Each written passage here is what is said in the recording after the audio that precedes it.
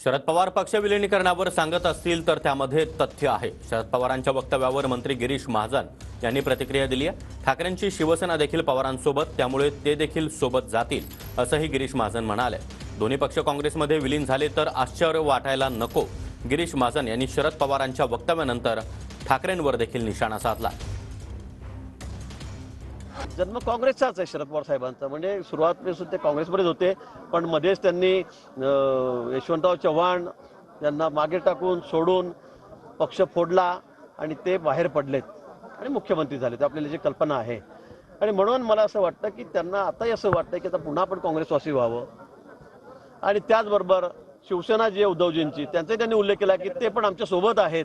मला वाटतं त्यांनाही ते काँग्रेसमध्ये घेऊन जातील आणि गेले तरी त्यात आश्चर्य वाटण्यासारखं तर काही राहिलेलं नाहीये, कारण सगळ्या त्यांच्या ज्या आयडिओलॉजी आहे, सगळी तत्व आहेत स्वर्गीय बाळासाहेब ठाकरेंची, ते गुंडाळून उद्धव ठाकरे सुद्धा आता काँग्रेसच्या मांडीवर जाऊन बसलेले आहेत।